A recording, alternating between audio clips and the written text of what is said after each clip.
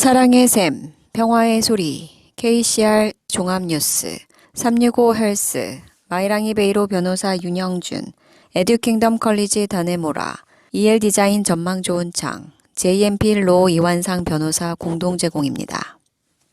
뉴질랜드 뉴스입니다. 정부는 갱단 단속으로 급증하는 갱단원을 둔화시켰다고 주장하기 위해 통계를 조작하고 있다는 비난을 받고 있습니다. 올해 초 크리스토퍼 럭슨 총리와 마크 미첼 경찰장관은 경찰의 전국 갱단 목록이 정리되었다는 것을 인정했고 그에 따른 숫자 감소를 성공이라고 주장하기 위해 사용하지 않을 것이라고 밝혔습니다. 그러나 럭슨 총리는 월요일에 발표된 RNZ과의 인터뷰에서 정확히 그렇게 했으며 노동당 집권 하에서 폭발적으로 증가한 것에 비해 자신의 감독 하에서 갱단원이 단 1%만 증가했다고 주장했습니다. 미첼 경찰장관은 또한 지난주 갱단 목록을 지적하며 갱단원 증가가 10배나 느려졌다고 주장했습니다. 10월 10일 현재 전국 갱단 목록에는 9,460개의 이름이 있는데 이는 지난 12월 말에 9,366개에서 1% 증가한 수치입니다. 미첼은 이를 노동당 집권 당시인 작년의 비슷한 기간과 비교했는데 당시 숫자는 8,443명에서 9,270명으로 약 9.8% 증가했습니다.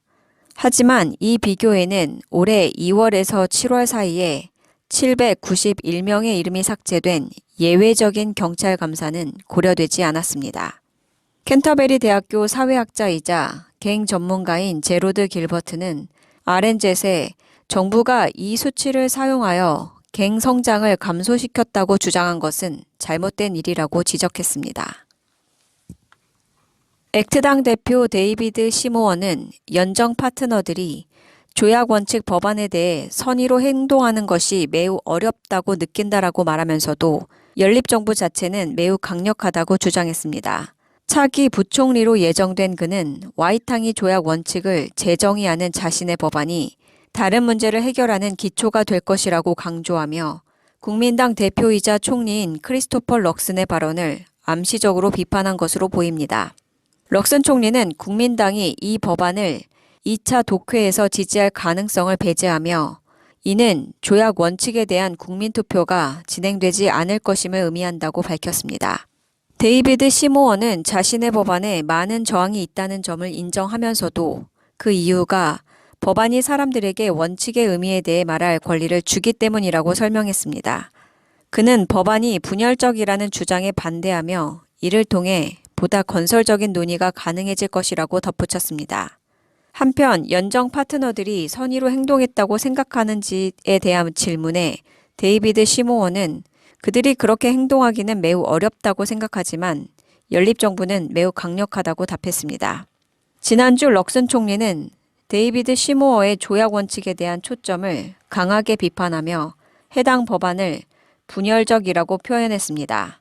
럭슨은 이 법안이 와이탕이 조약에 대한 184년간의 논의와 토론을 무시하는 단순한 접근이라고 지적했습니다.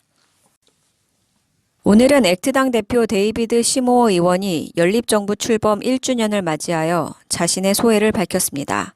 시모어 대표는 자신의 당이 연립 내에서 비례 이상의 영향력을 발휘하고 있다고 강조했습니다.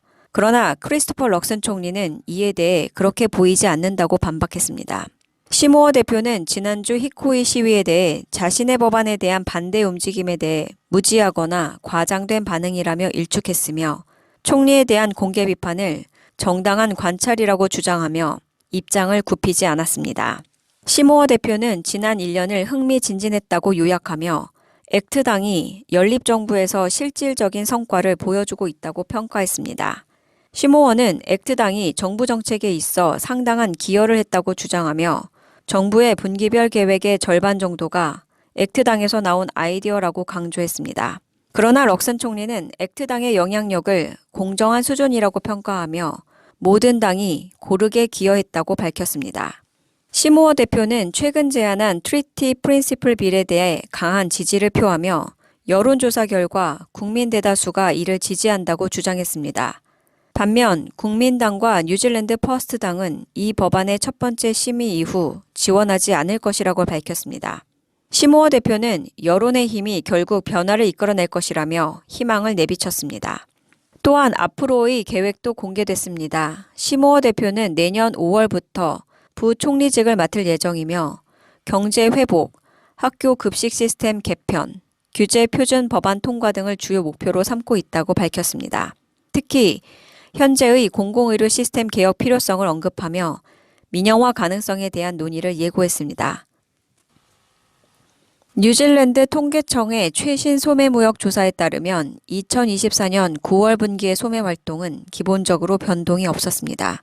계절적으로 조정된 소매 판매의 총 규모는 240억 달러로 9월 분기는 6월 분기에 비해 0.1% 감소했습니다. 연간 기준으로 9월 분기 판매량 수치는 2023년 9월 분기에 비교 가능한 수치보다 2.8% 더 감소했습니다. 올해 초 3월 분기에 소매 활동이 0.5% 증가하면서 회복되었지만 6월 분기에는 1.2% 감소했습니다. 이는 지난 2년 동안 이 부문이 경험해온 매출 감소를 확대했습니다. 뉴질랜드 통계청은 9월 분기 동안 소매 판매 활동 감소에 가장 큰 기여를 한 것은 슈퍼마켓과 식료품점으로 1.3% 감소했고 식음료 서비스는 2.1% 감소했다고 밝혔습니다. 경제지표 대변인 마이클 헬롭은 소매 활동은 2024년 9월 분기에 정체되어 대부분 소매 산업에서 지출이 감소했지만 자동차와 전기 및 전자제품의 증가로 상쇄되었다고 말했습니다. 15개 소매 산업 중 10개는 가격 인플레이션과 계절적 효과를 조정한 이후 2024년 6월 분기와 비교하여 2024년 9월 분기에 소매 판매량이 감소했습니다. 어려운 사정으로 인해 키위세이버에서 인출하는 일이 역대 최고 수준으로 발생하고 있으며 크리스마스를 앞두고 더 많은 인출이 있을 것이라는 경고가 나오고 있습니다.